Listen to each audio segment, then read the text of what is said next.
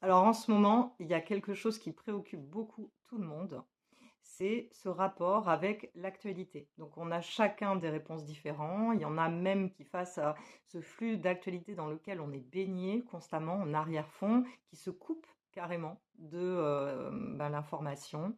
Et il y en a d'autres qui choisissent au contraire de continuer, de rester informés. Alors, pourtant, on va voir que ces 2 types de profils, ils sont pas forcément différents parce que, bon, dans le cas de ceux qui se coupent carrément, de tout moyen d'information, eh bien, j'ai envie de dire: «Pourquoi pas?» sauf que ça a quand même le gros désavantage, finalement, de ne plus être, voilà, au courant de ce qui se passe autour de nous. Et pourtant, on va voir que les personnes qui restent, constamment, en fait, eh bien, connectées d'une certaine manière, donc qui, sont au courant constamment de cette actualité, eh bien, face à l'angoisse que ça génère, parce qu'on ne peut pas dire en ce moment effectivement que on a de l'information très joyeuse, hein, très positive. Et c'est vrai que c'est très très difficile pour chacun d'entre nous, en fait, de rester comme ça face à toute cette information et puis en fait de ne pas déborder. Hein, c'est ça, on a peur en fait face à tout ce qu'on ingère comme information, en fait, de déborder émotionnellement dans notre quotidien et donc de ne pas réussir à gérer les affaires de la vie courante, hein, c'est-à-dire aller travailler, aller chercher les enfants à l'école, etc. Et là, il se passe quelque chose d'un peu magique parce qu'on a un cerveau en fait qui est bienveillant et qui lui cherche à nous protéger.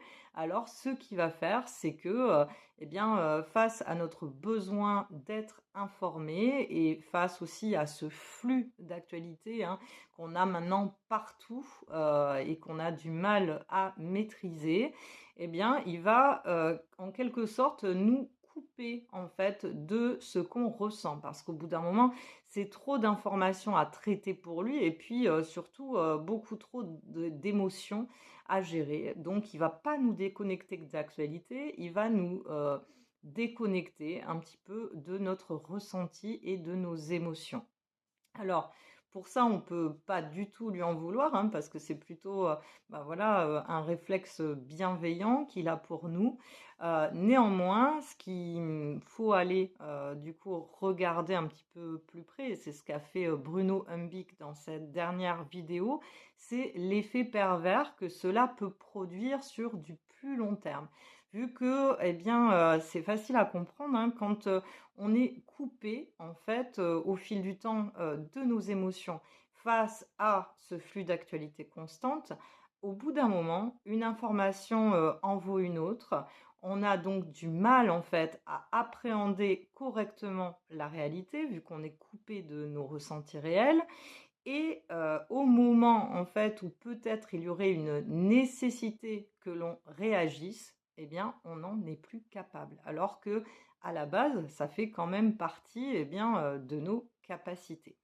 Donc, qu'est-ce qu'on peut faire face à ça quand on a envie de rester quand même connecté, c'est-à-dire informé un minimum, et qu'en même temps, on n'a pas envie ni de se couper de son empathie, hein, ni d'être débordé.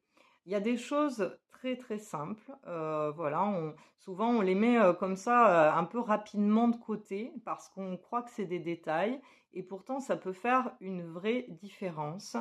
Alors, par contre, ça passe par quelque chose qu'on n'aime pas trop entendre. C'est-à-dire que, ça passe par, se dire qu'on est responsable aussi de ce qu'on fait rentrer dans notre propre maison et donc c'est reprendre la main, en fait, hein, sur cette information, quelque part, qui aujourd'hui est partout et qu'on a vraiment du mal à, 1 ingérer et 2 maîtriser également. Alors comment on fait ça? La première, c'est que dans notre quotidien, alors je vais pas vous vous donner toutes les solutions parce que dans une courte vidéo, ce sera compliqué, mais simplement quelques pistes déjà pour commencer. Déjà, on peut sélectionner les canaux pardon, d'information qu'on consulte. Voilà, suivant sa sensibilité.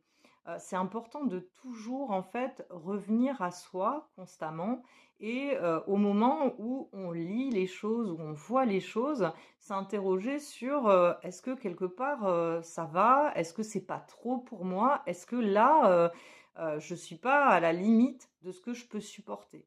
Ça demande, constamment un retour à soi, d'aller se questionner et vraiment ressentir profondément en nous ce que ça nous fait et surtout de savoir aussi arrêter, quand c'est le bon moment pour soi. Ensuite, la deuxième possibilité, eh bien, c'est de restreindre également ces temps, où on est exposé à l'actualité. Donc tout simplement choisir, des petites plages en fait, où, on va aller s'exposer à l'information et c'est vraiment, reprendre le pouvoir, c'est vraiment choisir soi-même les moments où on va y aller. Donc pour ceux vraiment qui peuvent pas s'empêcher d'aller regarder, eh bien, si vraiment vous sentez que ça devient problématique, voilà, peut-être, avoir la sagesse d'installer une application qui, restreint, voilà, votre accès, pendant certaines heures, à, ces réseaux, ou à ces informations et que vous pourrez débloquer, voilà, à des moments, où, vous serez peut-être, plus au calme ou à des moments que vous aurez, choisis et tout ça sur une période que vous aurez définie. Le but, réellement, c'est de pouvoir reprendre la main sur cette information quelque part que l'on subit, hein, maintenant, beaucoup, au quotidien parce que on est informé de tout, même si j'ai envie de dire, on le demande pas toujours, hein. Des fois, on n'a rien demandé et on est quand même au courant. Donc, le but, c'est vraiment de retourner cet état de fait, de pouvoir reprendre la main sur ça. Alors ça peut paraître simple et ça peut paraître être un détail, mais il faut quand même se souvenir que, cette avancée technologique, en fait, elle a été très rapide, hein, ces dernières années et qu'elle est venue bousculer 2 choses où on n'a vraiment pas eu le recul nécessaire pour savoir comment ça allait impacter tout ça. C'est venu impacter, en fait, notre manière de nous informer, d'une part, et de communiquer. Et c'est pour ça, que c'est important et intéressant d'aller interroger, en fait, les mécanismes, que cela produit, hein, voilà, toutes ces nouvelles technologies, toute cette nouvelle manière qu'on a, d'être quelque part informé pour pouvoir reprendre la main dessus, a fortiori, dans le cas précis dont je parle, quand ça devient trop invasif pour vous, contre-productif, voire même que ça vient, toucher à des parts de vous importantes comme l'empathie et voilà, des choses très profondes, qui font de nous des êtres humains et donc qui touchent à notre humanité. Parce que c'est vrai que face aux événements, chamboulants, qui se passent dans le monde, hein, en fait, on a tout intérêt à essayer d'optimiser, notre traversée pour essayer de rester, le plus lucide et ancré possible et le challenge est grand, mais comme on peut le voir, l'une des clés pour y arriver, c'est de pouvoir préserver cette empathie qui est quand même un trésor de notre humanité et d'essayer de garder le meilleur discernement possible pour appréhender le réel et ce qui se trouve autour de nous pour avancer le mieux possible.